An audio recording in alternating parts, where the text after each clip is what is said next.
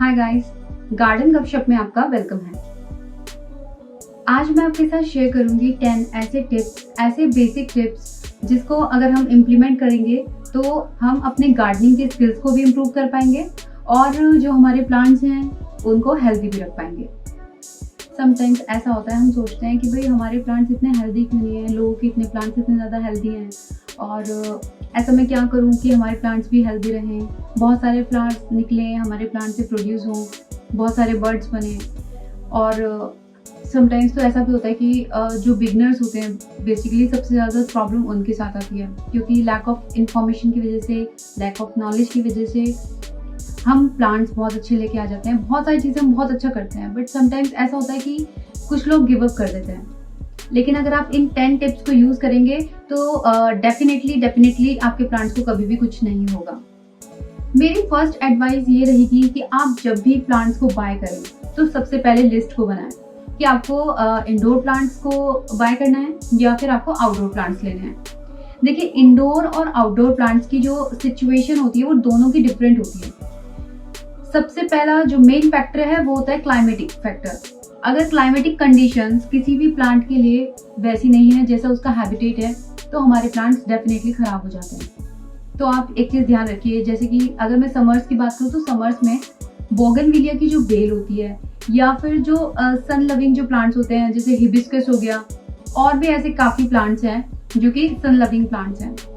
अगर हम उनको लेके आते हैं सर्दियों के टाइम पर, तो सर्दियों में जो हमारा टेम्परेचर जो होता है वो बहुत ज़्यादा कोल्ड होता है, तो उस टाइम पे तो वैसे भी प्लांट्स डोरमेंसी में चले जाते हैं। तो मैं आपको ये बोलना चाहूँगी कि आप जब भी प्लांट्स को खरीदें तो क्लाइमेटिक कंडीशन को देख के खरीदें, यानी कि आप जहाँ भी रहते हैं वहाँ का क्लाइमेटिक, वहाँ का वेदर कैसा है।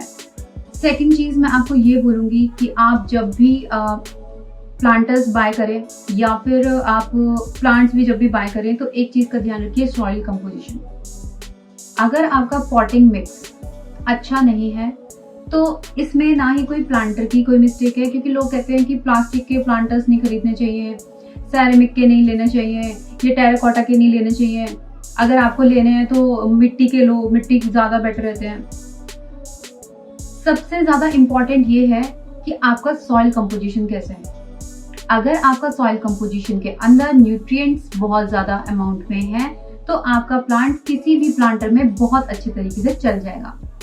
अब समटाइम्स तो ऐसा भी होता है कि हम प्लांट्स लेके आते हैं नर्सरी से, लोग कहते हैं कि नर्सरी से लेके आए थे 1-2 दिन पहले और प्लांट्स हमारा ये वाला प्लांट चला गया। जब भी आप नर्सरी से लेके आए तो हमेशा ध्यान रखिए कि रीपॉट ना करें। रीपॉट अगर आप कर रहे हैं तो इसका मतलब ये है कि आपने कहीं ना कहीं जो रूट्स होती हैं प्लांट्स की उसको डिस्टर्ब कर दिया है। तो जब भी नर्सरी से आप प्लांट लेके आए 2-3 दिन उस प्लांट को वहाँ पे कैप्टअप कीजिए, वहाँ पे रखिए जहाँ पे मतलब उसका हैबिटेट थोड़ा सा अडेप्ट वो कर ले, उस इन्वायरमेंट को वो अडेप्ट कर ले। फिर 3-4 दिन बाद जब आप उसको रिपोर्ट करेंगे तो बहुत ज़्यादा केयरफुली कीजिए। जब रूट्स डिस्टर्ब हो जाती हैं तो हमारे प्लांट्स की जो ग्रिप होती है, जो मतलब पूरा का पूरा जो हमारा प्लांट स्ट्रॉन्ग होता है वो बहुत ज़्यादा वीक हो जाता है। अगर मैं इसी प्लांट की बात करूँ तो हमारा जो ये वाला प्लांट है, अगर मैं इसको रिपोर्ट करूँगी तो मुझे पता है जो इसका रूट्स हैं वो प्लांटर के बहुत नीचे, बहुत डीपली जा चुकी हैं। अगर मैं इसको हार्शली करूँगी तो मुझे पता है कि ये प्लांट सर्वाइव नहीं कर पाएगा, ख़राब हो जाएगा। तो रूट को डिस्टर्ब करना मतलब हम प्लांट को ख़राब कर रहे हैं। ये बहुत ज़्यादा इंपॉर्टेंट और बहुत ज़्यादा की फैक्टर है प्लांट्स को ख़राब करने के लिए, क्योंकि लोग क्या करते हैं, लाए और उसको फटाफट से रिपोर्ट कर दिया। नेक्स्ट चीज़ है एडिक्वेट वाटरिंग करना। अगर हम अपने पेड़ पौधों में अच्छे से रेगुलर वाटरिंग का ध्यान रख रहे हैं तो हमारे प्लांट्स कभी भी ख़राब नहीं होंगे। सोचिए, अगर आप अब 15 दिन तक पानी ना दें और 15 डेज के बाद आप वाटरिंग कर दें अचानक से, तो जो प्लांट्स की जो रूट्स होती हैं वो बहुत ज़्यादा जल्दी से डैमेज होने लगती हैं। जिस तरीके से हम एक ह्यूमन बॉडी को वाटरिंग की ज़रूरत होती है, उसी तरीके से प्लांट्स को भी वाटरिंग की ज़रूरत होती है। तो आप ये चीज़ ज़रूर ध्यान रखिए, जब भी वाटरिंग करनी है उसको एक रेगुलर पैटर्न बनाइए और उस साइकिल को मेंटेन करके रखिए। सबसे इम्पॉर्टेंट चीज़ हमें ये ध्यान रखना है कि सन लविंग प्लांट और शेड लविंग प्लांट्स कौन से होते हैं। सन लविंग प्लांट्स तो वो होते हैं जिनको सनलाइट बहुत बहुत पसंद है, सनलाइट उनको चाहिए ही चाहिए, चाहे उनकी ग्रोथ की बात करें, चाहे उनके डेवलपमेंट की बात करें और चाहे उनके फ्रूटिंग या फ्लावरिंग लेने की ही बात करें। अगर हमें प्लांट से फ्लावरिंग फ्रूटिंग चाहिए तो हमें प्लांट को सनलाइट देनी पड़ेगी।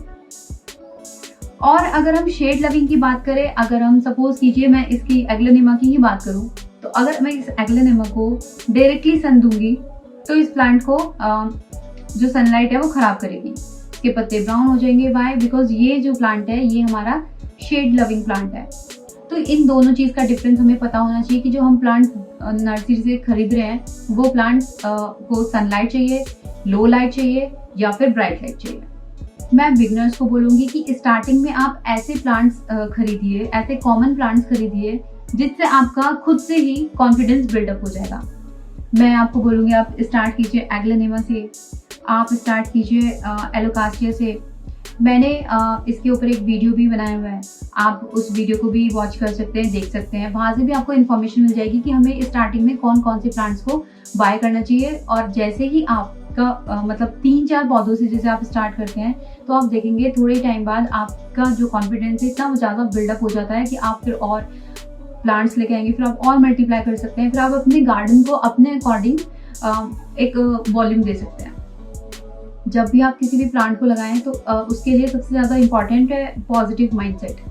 अगर आप पॉजिटिव माइंडसेट के साथ अपनी प्लांटेशन कर रहे हैं, गार्डनिंग कर रहे हैं, उससे मतलब आप प्लांट को कुछ मत दीजिए, पॉजिटिव माइंडसेट रखिए तो आपका प्लांट खुद से ग्रो होने लगेगा।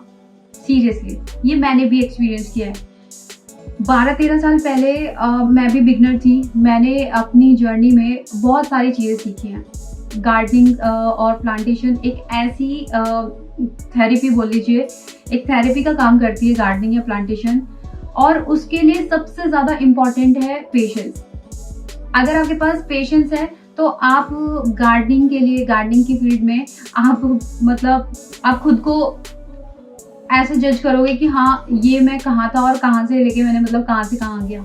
यानी कि ये कि अगर सपोज करो अगर हम आज सीड से अगर किसी भी प्लांट को ग्रो कर रहे हैं तो उसके लिए पेशेंस बहुत होना ज़रूरी है। तो किसी भी प्लांट के लिए जब भी आप किसी भी प्लांट को लगाएं तो एक पॉजिटिव माइंडसेट के साथ लगाएं। See, it's not you, actually it's them. कहने का मतलब सीधा ये है कि अगर कोई भी प्लांट आपका खराब हो जाता है किसी भी सिचुएशन में या किसी भी कंडीशन के थ्रू या आपके ही थ्रू, तो आप पहली बात एक तो गिव अप मत कीजिए। ये एक नेचुरल साइकिल भी होती है, ऐसा बिल्कुल भी नहीं है। अगर सपोज कीजिए अगर ये 5 साल, एक्चुअली इसको 4 इयर्स हो गया है, 5 साल बाद या अगर 2 साल बाद भी अगर ये प्लांट खराब हो जाता है तो इसका मतलब ये नहीं कि हम गिव अप कर दें। क्योंकि मुझे पता था नेचुरल साइकिल है, जो हम प्लांट्स घर में लेके भी आते हैं तो इनकी भी एक नेचुरल साइकिल होती है।